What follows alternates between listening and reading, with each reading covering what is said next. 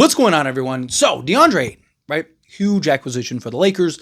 Potentially could have landed their franchise center, not just for right now, but for the next, 6 to 8 years. Look, I've said it, and I stand by it. Like, DeAndre Ayton is the exact center that if you could create in a lab for Luka, he's that guy. One of the best pick and roll centers in all of basketball. One of the best lob threat setters in all of basketball. I mean, the guy could jump out of the gym, right? But he's also not just limited to that, right? Like Jackson Hayes, for example. You saw teams make that adjustment and kind of cut off the lob threat, which essentially neutralized Jackson Hayes. Well, DeAndre Ayton can run the pick and pop. If they cut off that lob threat and Ayton gets the ball, he can just shoot over the top or go over either shoulder. The one area where Ayton's probably the worst at as far as like scoring the basketball is kind of the little fadeaway shot. But when he has the ball around the rim and he's not like fading away from the basket and it's just kind of going over the top with either hand, he's excellent. Again, in the pick and roll, he was last year 4th overall in efficiency. The best kind of lob threat and pick and roll tandem in basketball was Jalen Duren and a Cade Cunningham. I believe next year, it will be Luka Doncic and DeAndre Ayton. Now, Tyler, why do you believe this? Well, here, let's go over some numbers here for a moment. So, efficiency-wise, in the 2024-2025 NBA season, DeAndre Ayton averaged 1.13 points per possession as the roll man in a pick and roll plays. This ranked him 4th in efficiency amongst the top 10 highest volume pick and roll men.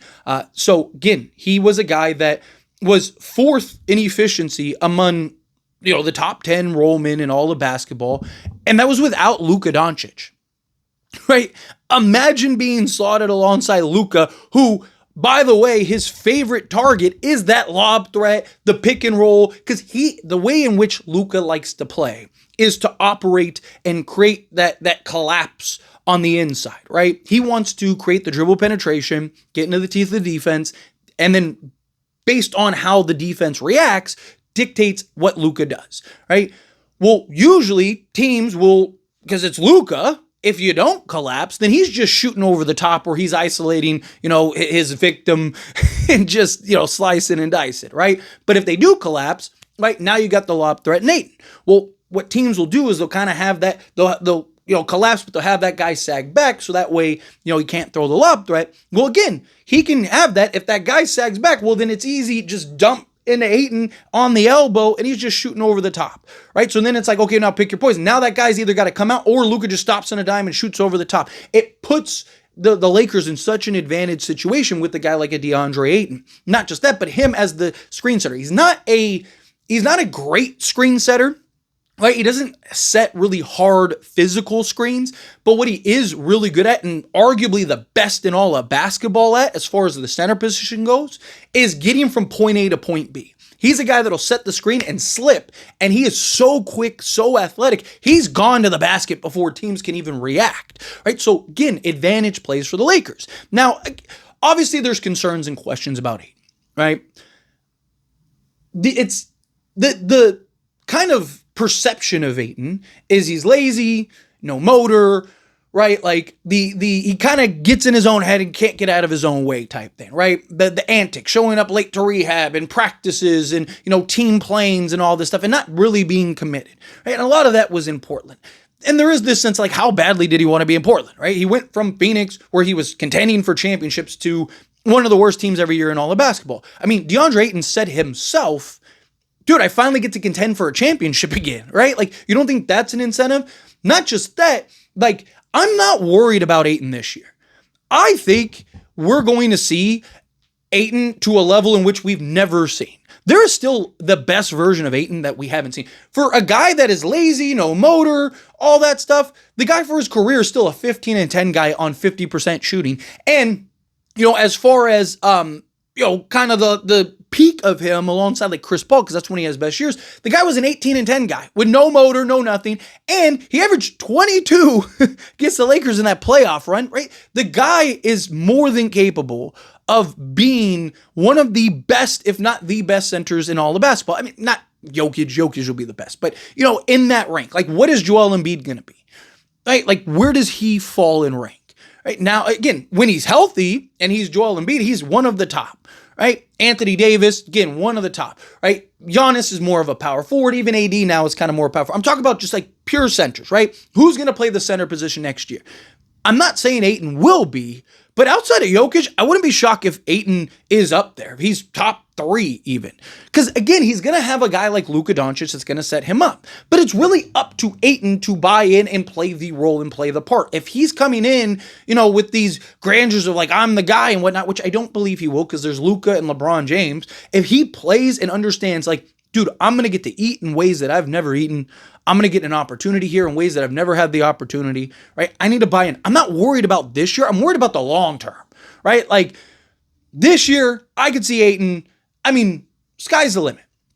Realistically speaking, just because you do have LeBron, you do have Austin Reeves, right? Assuming that the Lakers LeBron doesn't leave and they don't end up trading Reeves, I think Ayton will probably be anywhere from a 15 to 20 point a game guy. I think he'll be in that range. I wouldn't be shocked if it's more, but I kind of think 15 to 20 is what he's probably going to average, probably grab 10 points per game. But I think the efficiency is going to be off the charts.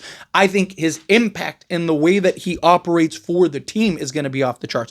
Again, I don't want to oversell Ayton because, again, there is a lot of risks with him. But there is a version of this where we're like, Lakers might have a top 3 to 5 center in all of basketball. Where is he ranked right now? Right? As bad as people have this perception as, where is he ranked right now? Top 10? Right? Can you name 10 centers better?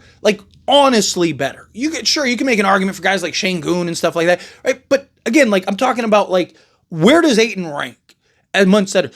It's not that long ago, Ayton was in those conversations of he might be a top 3 center in all of basketball behind, Jokic, Giannis, Jokic, Embiid, right? And then it could be DeAndre Ayton, right? Anthony Davis, does he play the 4 more, right? Okay, if AD, okay, then at worst he's 4th, right? Maybe 5th. Right? The conversation is not that far removed from him being a top 3 to 5 center in all of basketball. And I think at least statistically speaking, he can be there, right? Especially playing and slotted alongside Luka. If he plays his part and if he plays his role. If he comes in and he wants to do all this, all these little antics and stuff, I don't know. But also even the Phoenix situation, it wasn't just him. Monty Williams, right? If it was just him, when they got rid of him, they would have kept Monty Williams.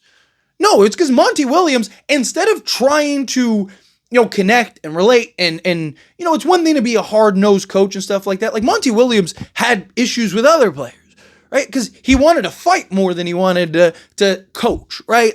DeAndre Ayton started, did his little antics, which I get can be frustrating. It's irritating, right? But it's one thing, understand that, hey, there's guidance and then there's you're just trying to win the argument. Right? That's the difference. Sometimes you need to understand, hey, I don't need to win this argument. I need to get through to my player. Right? You think of some of the great coaches. They've been really good at managing egos, managing personalities, right? Phil Jackson as a great example, Pat Riley, these guys, they were able to manage and understand, okay, I'm not getting through to this guy the way that I need to. I need to find out how to get through to this guy. Right? And that's what I like. And the Lakers believe that their coaching staff will be able to get through to him. I think they will. I think you got JJ Redick, who is a hard-nosed, no-nonsense, but he does know how to be light and have fun. He's just high-strung, right? So you're going to have that version, right? Trying to get through to him. Then you're going to have the Scott Brooks, who's, a little more, kind, right? He's a little more, passive. He also has a relationship with DeAndre Ayton, and he's a guy that actually put up the argument to go and get Ayton with the Lakers. Hey, go, trust me, go get him, right? And then you have Nate McMillan, who has seen every type of personality you could imagine between his professional career and his coaching career. So you have these different coaching staff and different ways to connect and get through to him to properly do that. Not to mention LeBron James and then Luka Doncic, right? Who they supposedly have a relationship. And he's going to be playing with arguably the best option. I don't even think it's arguably. I think it is the best option for the type of player that he is.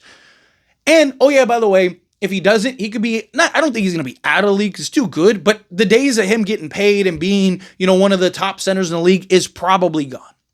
Teams will still take a flyer on him on like a vet minimum deal, and he'll probably play a backup role. Maybe some spots he'll start and stuff, but for the most part, he's eventually going to fade away. We've seen it happen numerous times, so he needs to buy in. My concern isn't this year. My concern is, like I said, he's great this year. He opts out. Lakers give him a long-term deal because they're like, dude, we just found our center, and him and Luka are like the best duo in all of basketball. And again, that Luka-Ayton pick and roll is going to be the best play in all of basketball. You know how I know that? Because, again, Ayton and, Ferne Simons was fourth in efficiency.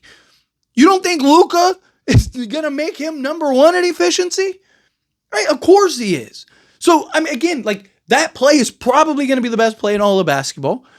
And Ayton's going to look really good, but does he continue to buy in when he does kind of get his career back on track? It's like, boom, now I'm in business, let's go. Does he start letting those other things kind of get into his head? Again, there is a version of this where it's a disaster. There is a version of this where DeAndre Ayton is just, can't get out of his own way still. But there is a version of this where the Lakers are terrifying and just found their tandem for the next X amount of years. Right? Like, again, I see a lot of like overhype and oversell, see a lot of like undersell, underhype. I think it's probably somewhere in the middle, which is still one of the best tandems in all of basketball, right? But let me know your thoughts and opinions down in the comments. That being said, if you haven't liked this video, hit that like button. Helps me a lot. So we enjoy these types of videos. Truly appreciate it. Not subscribe channel, hit that subscribe button, turn on the bell notifications. Appreciate y'all. See you in the next one. Thank you.